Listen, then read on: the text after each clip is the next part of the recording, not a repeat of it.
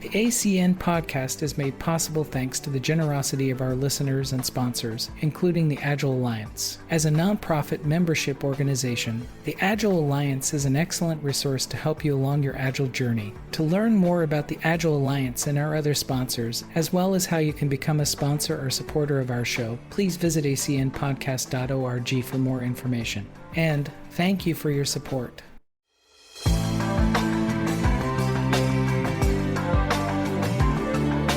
Good morning and good evening, everyone. Welcome to the Agile Coaching Network. This is episode 90, which is kind of a monumental little number for us, because that means that we've actually been doing the Agile Coaching Network podcast and live event for 8 years. Every time I think of the numbers of just the over 200,000 people who have listened to the podcast, the thousands of people who have actually enrolled and have been taking part in the coaching network itself by coming in and being a part of the live recording sessions, it just amazes me of how many people that we have touched and the conversations that we've had over the years. You can go to acnpodcast.org. You're going to go find all of those episodes that are available to you.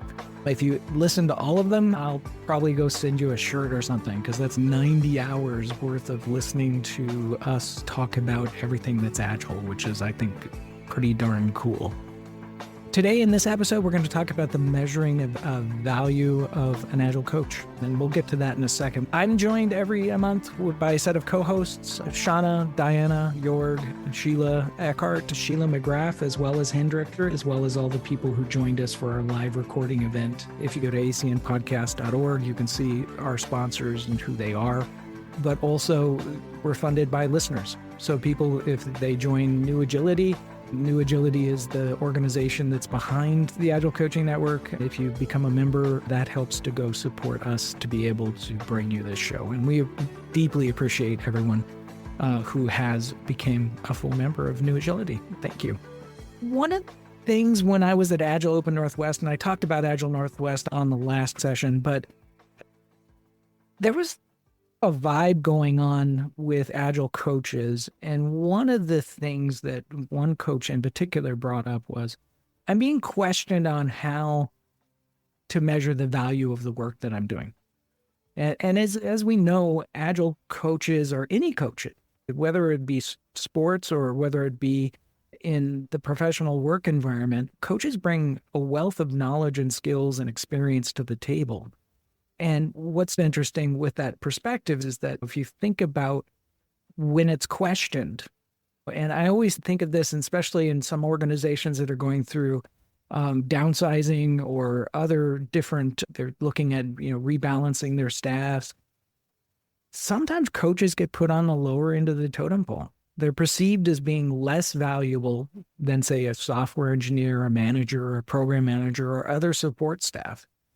And I always hear coaches saying, I'm being asked to measure myself, to be able to come up and say, what's the value that I bring to the party as a coach?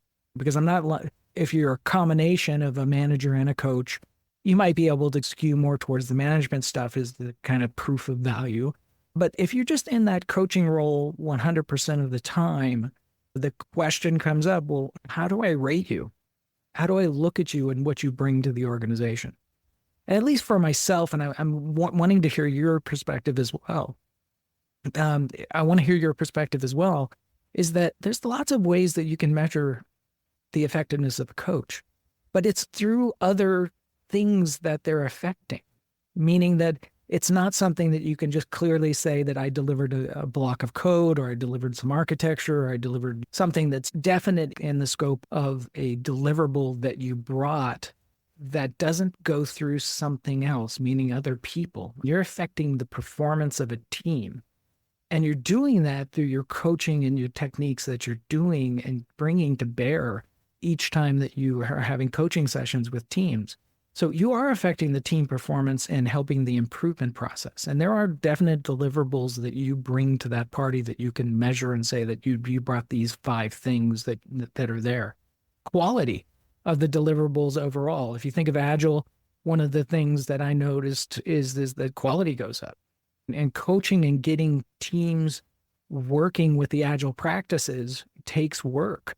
And that work of helping people to embrace new work patterns definitely will affect the quality and also sometimes the on-time delivery or even faster delivery to the organization. And that's something that I think a coach needs to take credit for. Team engagement and satisfaction. I used to have a person, Alan Gladman. I don't know if Alan, you still listen to this. He used to be a part of this a long time ago before he retired.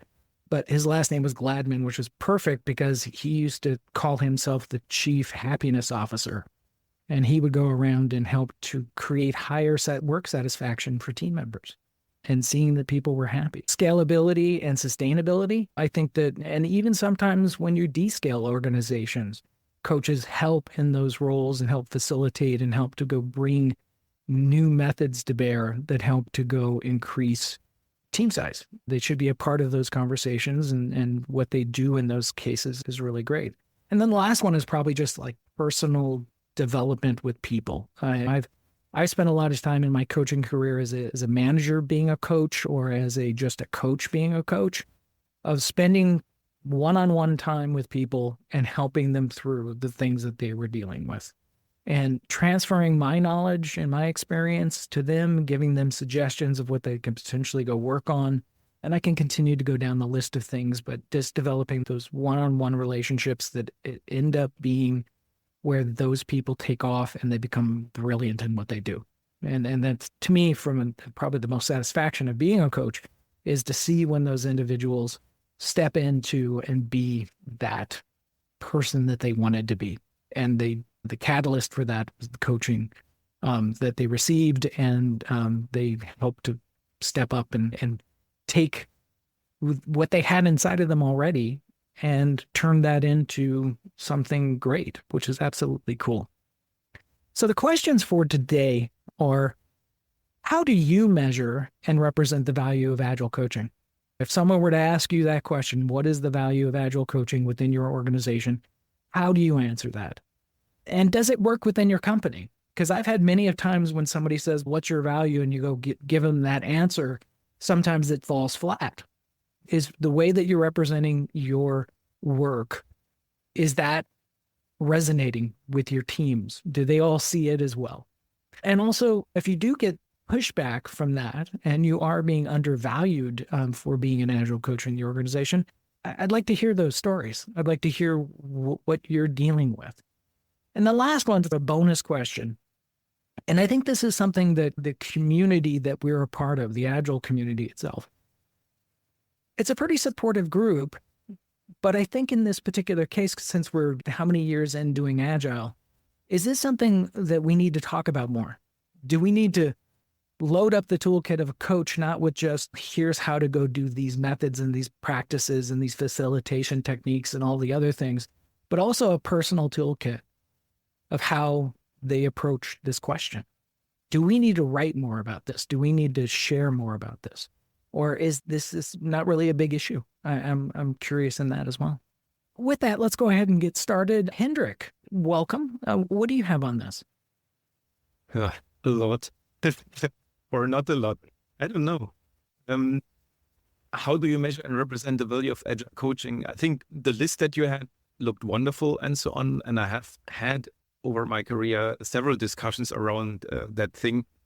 And I think the problem is already when we start the question of the value of a coach in the first place, then already somebody is doubting the value, and you get so easily into justification and a defensive mode. I've seen many coaches becoming very defensive. And that's, of course, not good. As you rightfully said, there is maybe some things you could measure, but how can they be attributed to a coach, or what's the causality here? So it's super difficult. And I see this a bit similar to, for me, a coach is a leader in an organization. And how do you measure leaders? Often there is feedback surveys, employee satisfaction surveys, or business results. And those way we work for leaders, but do they work for coaches as well? Because, a coach is not in charge maybe of a profit and loss or something like that. So it is absolutely difficult. And I think my best thinking around it at the moment is, when this discussion starts, what the hell is your value? Then something has gone wrong in some way. And then you need to have a conversation with the management about, okay, what are your expectations and what am I maybe not getting, or what are you not getting? I think that is more the discussion I would have around this whole thing, rather than trying to hectically find, okay, how the hell could I measure what's my value in the org? Yeah, I don't disagree with you when the conversation starts, especially that the word hell comes up first. What the hell is your value? Yeah, that's a hard position. That's almost a defensive position that you're standing on versus being a proactive one. I would be confrontative. I would really confront those people who start asking the question on, okay, how can you not see the value, or what are you expecting? And I think that the role of a coach is often so fluffy that many people have many ideas what this could mean. And that's one of the problems. It's not a sharply defined role. Yeah, and do you think, and Sheila, I see that you have your hand up. I'll get to you in a sec. But do you feel that because of the fluffiness, do you think that is because we're not being our best advocates for ourselves, meaning that we're not tooting our own horn enough, or that we're not being very direct about, hey, these were my OKRs and my key results, and these got accomplished? Many coaches, for example, have this servant leadership syndrome where you say, okay, we lead from the back and let's not be seen because it's about the team and not us, and so on. And that's, of course, noble and so good on. But in a company or a business context, you also need to not brag, but you need to collect success stories and points and make sure that they get heard. Hmm. Thank you for that. Sheila. A technical thing. Yeah, no problem. Sheila, what do you have? Yeah, sorry, Ray. I have had success in what Hendrik was just saying about OKRs, and every coaching engagement has been very different. And it's really, for me, it has been important to understand the objective. Why am I here as a coach? What is the need? So I've been called to work with a team to help them with some dysfunction and finger pointing and not being on the same page. And that's a different objective than another team, which was we really don't understand how to be effective at Scrum.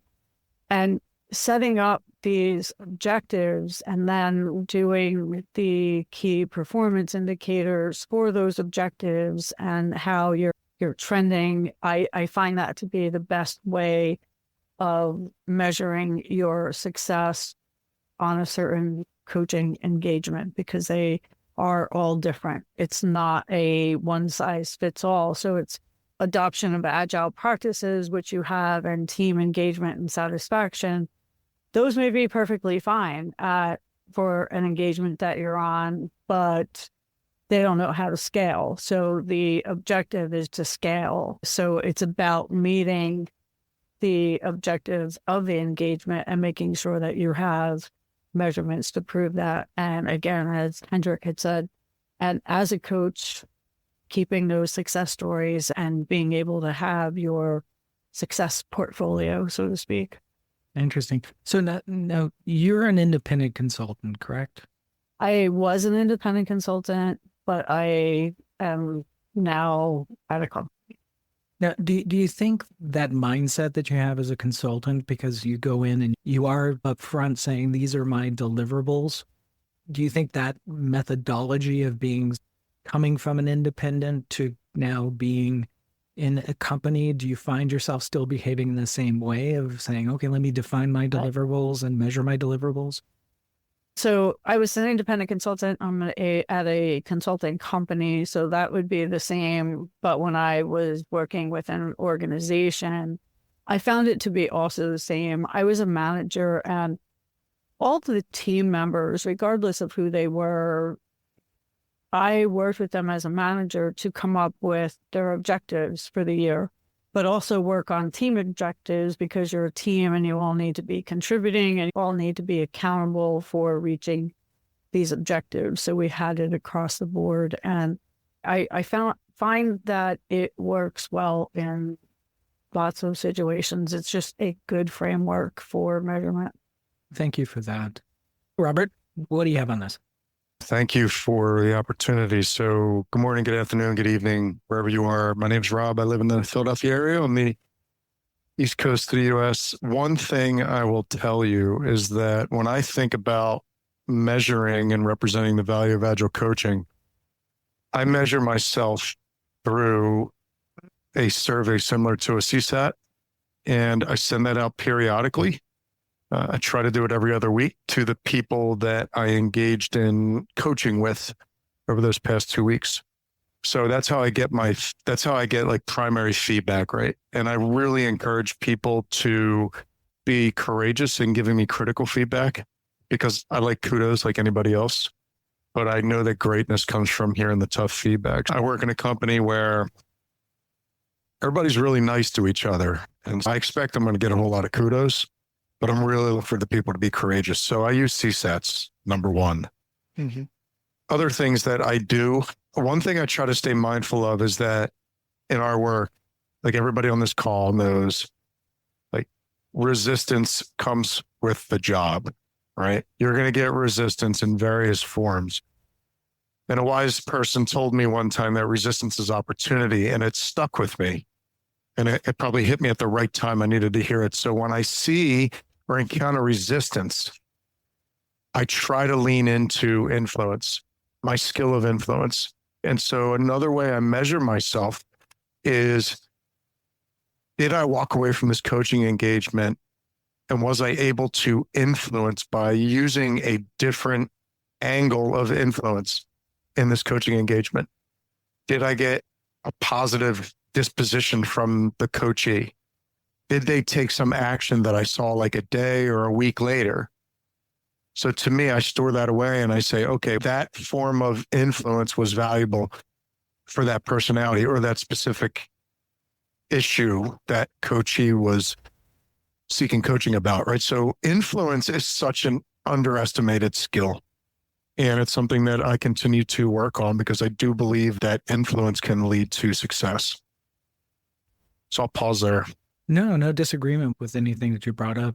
I would measure my successes as just because of just how I grew up in the industry as design wins. That was a win. And then we also measured the clay pigeons, the great ideas that we had that did not come true. And so we would end up having to, say, okay, that was our clay pigeon. That was our loss. And then learn from that loss and kind of rinse and repeat, because not every situation is complex. So you're going to be faced with several tries to get it right. Yeah. Yeah. Appreciate your opinion on this, Robert. Let's see. Jorg, what do you have? Yeah, lots of things you already mentioned, Ray, so I won't repeat them. But for me, important question is who's actually asking the question? Because I find asking myself this question, what is actually the value I'm really bringing? And I saw over time that I see different kinds of value, like growing people, like growing the process. These are different things, different levels of impact, working for the impact of the business. And you mentioned Alan and the happiness officer. And I learned something from him, which is important. Happiness is not just about feeling well. It's about accepting where you are and making the best out of it and enabling people to do this and grow with this. And one of the measures I've been asked to use actually for people is, if you could fill this position with somebody else, would you do it? And very often the answer is no. I had a person once on my team, and she was not an engineer, and she had no formal qualification for anything. And I asked the team, do you want to exchange her for a really perfect engineer? And they all said, no, never take her away. She makes us so productive. And if I hear people speak up for me or in a condition or emulate this and do this, that is the value I measure for myself. And for managers who are not aware, I will do it by indicating productivity improvements, ideas that have multiplied, that haven't been there before I joined. And then I tell them that I give them the method to continue doing this. That's an interesting question you bring up to the team, though. That's a tough discussion right there. It is. Is that a part of your style as far as how you manage? Curious. Um, it's part of a curiosity, actually, because I want to see what is happening to the team, and I want them to make the decisions and not rely on me. That is really that thing. And it wasn't as tough as it sounded. It wouldn't have cost her job anyways. It was just the feedback I got was so immense that it still sticks with me. That's really cool. I'd work for you in a heartbeat, man. I love your style. Let's see. Diana Larson. Hey, you. How's it going? It's going okay. Okay. What's your perspective on all that? When you were first posing the questions and people and everyone started talking, one of the things that struck me was the aspect of, and Sheila touched on it too, about being asked to justify what you're doing and then feeling defensive about it. And for me, that indicates work that needed to have been done earlier. Because if you're sitting in that place of imposter syndrome and somebody can poke at you and send you spiraling, right, then that means you don't understand your own value, right? And so doing that work of self-awareness around what is the value I bring to this situation, maybe asking other people in advance, where do you see me making contributions? How can I notice that more effectively? Or whatever that might be. That's work that kind of self-awareness actually improved you as a coach,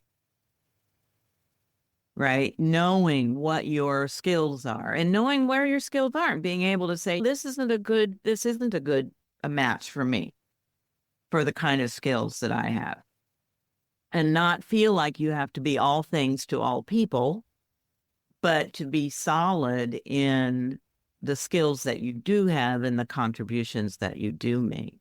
In my family, we had a conversation one time about this whole business of what if there's total culture collapse? Who's going to have the jobs that are worthwhile? The farmers and the people who know how to fix things. And it's unlikely maybe to be the software programmer or whatever, the people who work mostly with their heads. And I said, oh gosh, I find myself in that situation. What is it that I would contribute if there were total cultural collapse? And a few people said to me, you know how to grow community. You know how to help people work well together. No matter what kind of work they're going to be doing, they're going to need those skills of working well together. So that's valuable. And so I was then able to reflect on that and build on that and become more confident in, if I'm flying somewhere to help people work better together and I need my presence and so on, then I'm worth the carbon credits. Right? I'm doing something that is a big contribution and feeling secure in that. And then if somebody comes along and says, prove to me I'm like, you don't understand how people work. I may not say that out loud to them, but in my own head, I'm like, this is somebody who doesn't understand how people work together. I need to have that conversation with them so that if they feel like they need to justify my presence, they have some tools to do that. But I think it's the defensive-ness, the insecurity in the jobs that we're doing that really trips us up. And is a good reason why coaches need coaches and all of that. You can use the sports analogies.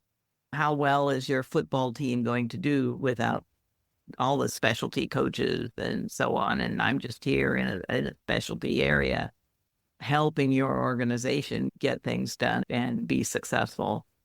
But there is that you need that internal core.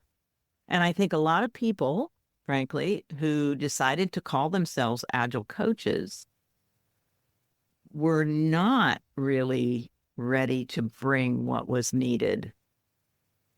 They were just looking for a job and they thought this job title would get them paid. And I feel bad saying that because I know that, but it has happened in our community. People have jumped on that job title without really doing the work of developing the kind of skills they need to be an effective coach at the coaching a team level, coaching leaders level, whether it's lower level leaders or more senior leaders. You've got to do the work to feel confident that you know how to do that work and to show up and make a difference. I think that the one thing and again, the last question here, what can the community do? And I've had conversations with some people who clearly needed extra help in being a coach. And I remember in the early days when I was just starting off with all of this, and you were one of my mentors. I had mentors from a bunch of different other Agile coaches that I looked up and respected. I sit back and watched the way that you and others worked in the community and then tried it, see if it worked for me. And then slowly but surely over multiple years, did I feel a little bit better and more comfortable to call myself a coach.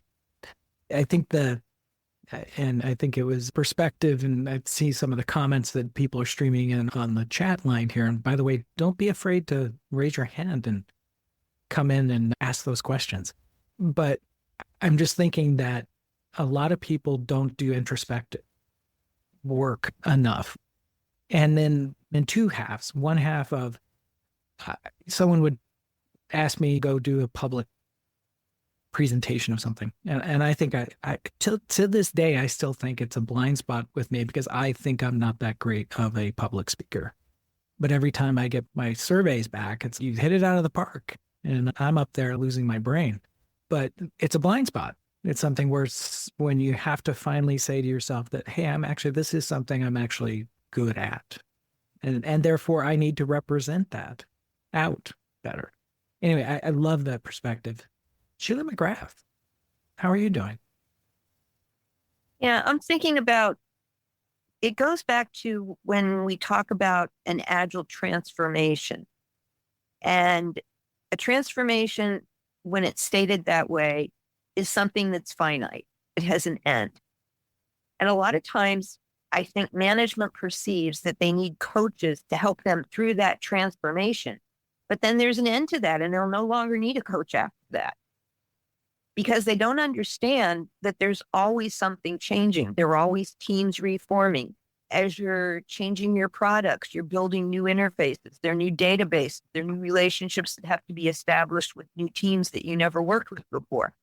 And those are things that coaches can help you with and facilitate making those things happen and mesh quickly. But it's not that obvious from the outside. The other thing is, in your initial slides, one of the things you mentioned was that managers can justify themselves better than coaches. And I take issue with that because managers are seen as overhead. Coaches are seen as overhead. When they start looking to slash in most companies, they want to slash overhead. They're much more likely to get rid of the people that are seen as overhead or to reduce them or to try to consolidate the role with someone who is doing something that's seen as line versus staff. And that would be the developer versus depending on how the Scrum Master's role is defined, the Scrum Master might be on the line side of the equation, but the coach definitely is not. So I think that makes a difference in how you're perceived. The other thing is that the coaching role gets defined differently in different places. So it's important to know how is it defined. And if you want to change that definition, then you have to explain it to people and do it gradually if you're trying to expand the role. And I've also seen a lot of times that people who call themselves coaches, I never used to see it, but more recently I've seen people who call themselves coaches when there's a question or a problem. They say, let's see what the book says. And I don't know which book they're looking at. It depends on the place. But if you're looking at a book and you're not able to think it through, and tailor it to the organization you're in, which is never going to exactly match the book, then if that was me, I'd be thinking, am I actually adding any value, or are they right? But that's me. I don't disagree with that. I think that, and again, I think it gets, and this is no offense to Scrum Masters and on the planet, but 2-day class, does that give you enough understanding of Scrum to go successfully be a Scrum Master after a 2-day certification course? And the answer is no. It just like you send a team through the journey of learning Scrum, you tell them to not adapt the patterns for 3 to 4 iterations because you want them to get the muscle memory of it. And I always go back to the analogy around martial arts. You don't get to break the rules in martial arts until you become, for Taekwondo, you have to be a 3rd-degree black belt, and then you can break the rules. Before that, you're still learning. You want to practice the patterns and know that. In order to be able to, everyone coaches and mentors lesser belts, but knowing where you're at, there's clearly been an assessment that's been done. And I don't want to take this into a certification space because I think the certification in Agile is broken. I think it's been broken for years, and I see people running around getting certs. And they're meaningless to me as a hiring manager because there's such a degree of difference between somebody who says this on their cert and their actual ability to do it. And this is not intended to be an agent is a type of thing, and I'll throw this out there as a thing, but I think when you get the people who've been in the companies for a lot of years and they know, they're the people who can actually connect the dots. They've been around the block a few times. Those people make fairly good coaches, a good transition into coaching because they've got a lot of core knowledge that they can go share across the organization, and they should be sharing that across the organization. I'm just curious, Hendrik, I'll pick on you, like within your company, do you find that there's not enough, if we just take Agile off the front of it and just coaching, do you think that coaching is a definite pattern that happens across your organization? I think in the company I work for, let's put it like this, in the R&D part, the hardcore product development in our company, the Agile transformation happened 2008 to 2013, roughly, in those 5 years. And that covered like 30,000 people in the company. And at that time, we had a lot of coaches, pretty much Scrum Masters, and also coaches helping us with the transition. But then once the initial journey was over, and then Agile was more like the mainstream, we had the routines on retrospecting, continuous learning, integration, delivery, and all these things. The need for coaches went down, and then there was a natural transition of some people who wanted to stay coach. They left the company and went to other companies because they felt they want to continue with that. Some coaches became managers and so on. That was more the transition we had. Nowadays, we still have some parts of the company who have not gone really through an Agile transformation, where we still have some coaches. But nowadays, we approach this less from a Scrum Mastering perspective, as we did it like 10, 15 years ago. Today, a bit more towards really coaching in facilitating teams and organizations and helping them perform, and not just with a focus on processes and practices. It's a bit the journey that we had, but this also in one of the comments, especially when you're more on the mindset side of things. Let's say the company has done a certain transition, and now you're on the mindset side of things, on the culture side of things, you could say, then the problem is you start competing with the managers, because in a stable state, usually the expectation is on the managers to help with the company culture and so on. And I've seen that becoming more and more of a problem. I always find that it's interesting within the scope of that it doesn't become a institutionalized component of the company. They come into existence and they go out of existence. And I'm curious, do others see that same pattern? And is coach a permanent role in itself, or is it rather the profession of coaching we need to look at? And maybe you have a sort of operational role, being member of a team or being a manager or whatever. And at the side of it, so to speak, you had or have a coaching education and some experience. And then wherever coaching is needed, you just help out. That's a phenomenon that I have also seen in our company. We had a couple of years ago, we started a bit of a cultural refocus of the company. It was called Ericsson on the Move. Fantastic journey we went through. And at that time, we were looking at, okay, we need to facilitate workshops where we are talking about certain things in the company. And we were looking for volunteers who can run and facilitate the workshops. And there was a hand and said, let me be part of this. I think that's also a way how you can sustain coaching, not the coach as a role in a company over a long period. Okay, that makes sense. Jorg, I'm interested. Someone asked on the comments about what is the definition of an agile coach? What is that definition? Is that definition potentially, is it flawed? Has it never been fully defined? To me, it's not comprehensively defined, but if it were, it wouldn't be agile.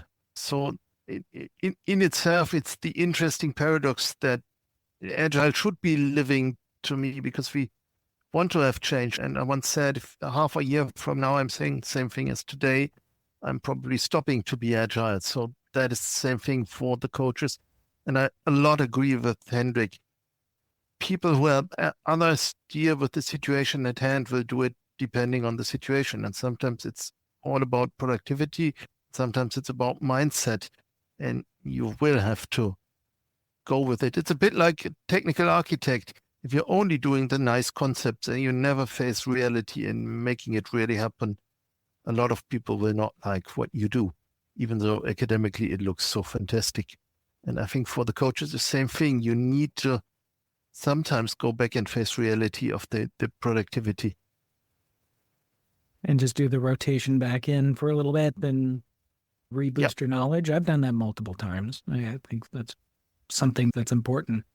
Diane, did you want to add something else to this? Yeah, I did. I can't remember it now. I'm distracted these days. So my memory is great. But there were like the first three sentences Jorg said just a few minutes ago. So Jorg, if you could just wind that back, just really resonated with me. Just made me think about how we think about coaching. There are people who've thought a lot about coaching. Bob Galen wrote a book about badass agile coaching. And I've been working with a group in my local meetup since the fall of 2018, I think, on defining what are different aspects of agile coaching and what needs to be our self-awareness around how prepared we are to do those things. And so we have a whole thing. Then the Scrum Alliance took on a whole thing about defining agile coaching. And of course, certainly both Rachel Davies and Lisa Atkins, they've had a hand in what is agile coaching. But I think it's true. We don't actually have kind of an industry definition of agile coaching. And as long as somebody asked about, Diane asked about, is it coaching like sports coaching or is it coaching like executive management coaching? What is it the same as that, or how is it different or whatever? But one thing sports have done is they have established the value of coaching, and they have established the value of defensive versus whatever the other thing is. I'm not a sportser, so forgive me around that. But they have that sense of why you would have a coach to serve this part of your organization, so that this part of your organization can contribute the maximum value to the overall success of what we're trying to accomplish here. And I have, in my mind, agile coaching is more that than life coaching or career coaching, management coaching, which is I'm here for you as long as you need me, and then I'll go. But Sheila said there are always new things emerging. We work in a complex world, and there are always new things emerging in our organizations where coaches can contribute if they have the right skills and are in alignment and all those other things. But it's not, I think it's more coaching in the sports sense than in what we think of the professional organizational coaching sense. We use the term teams. There's, in some ways, that's just, my ideas are just forming around that in response to all these questions. But that, for me, it feels like that.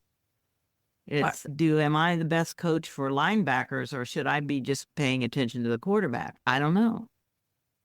Actually, I've long understood, so coaching leadership, coaching different technical teams, I think that I know my limitations enough to say that I'm the wrong coach for this. Mm-hmm.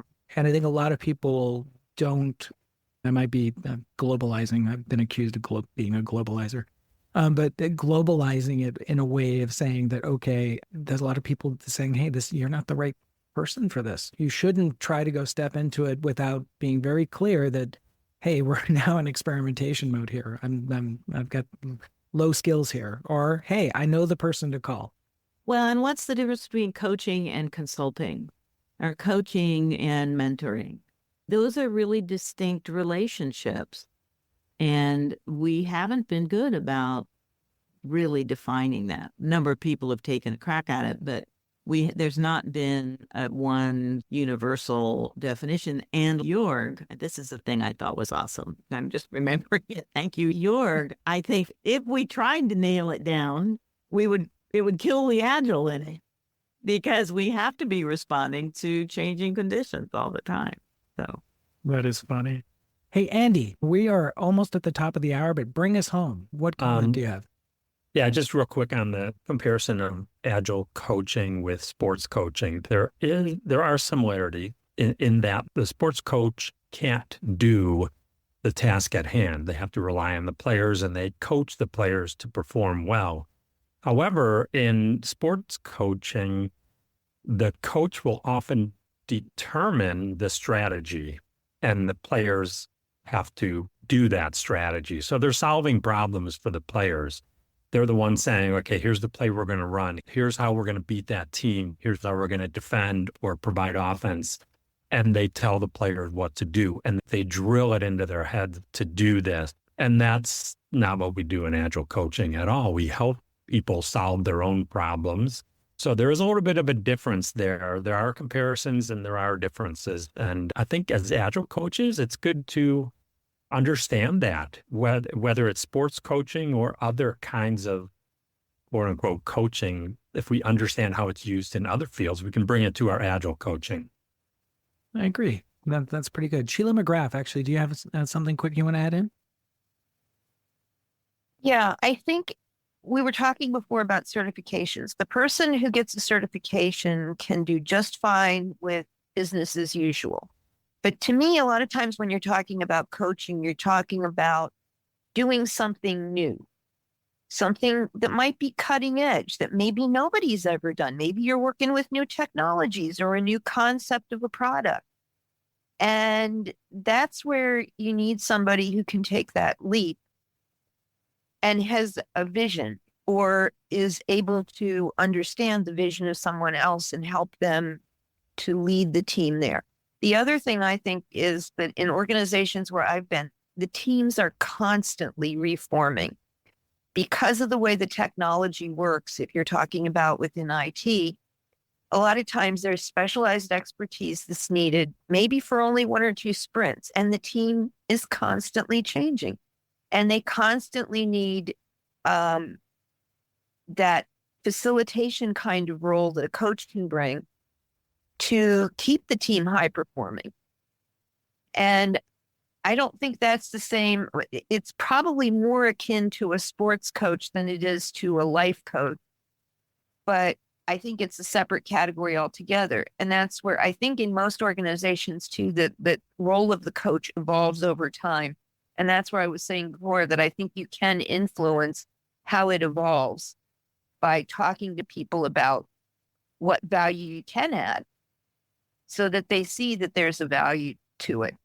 And you may be in a position to look across many teams if you're doing coaching at the enterprise level or at the program level and point out problems that the people that are down in the weeds on a specific team don't see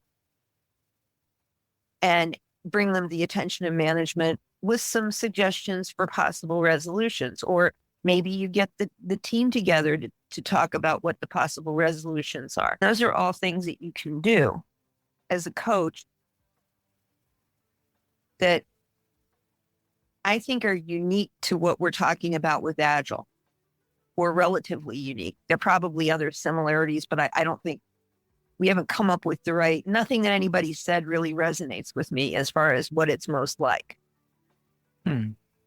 I think then probably the best thing that we can do, and this is a call to action, was the bottom question, which is, I think we need to write more about this. I think we need to get more conversations going. So yeah, I think Bob Galen's work is brilliant. He's doing a lot of stuff in that space, but there needs to be more voices, specifically the Agile coaches, really sharing what they bring to the table.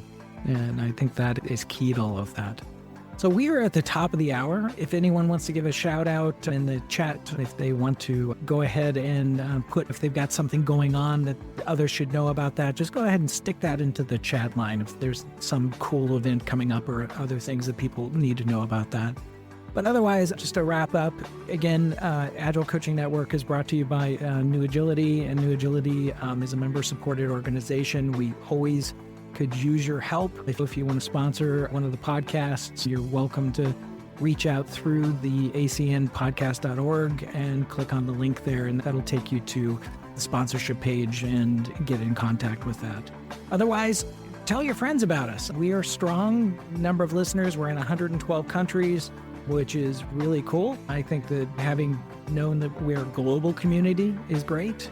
We do have forums that are up on the New Agility site, so those have never really caught on for some reason. Like, hey, there's a place where we can continue the conversation through the month.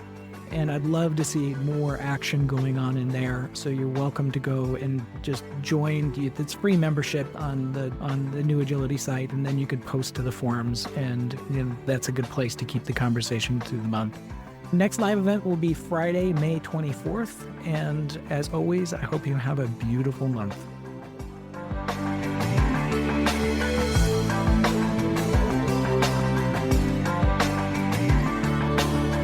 The ACN podcast is for educational and informative use only. If you'd like to know more about the ACN community, please come up to acnpodcast.org and support our show.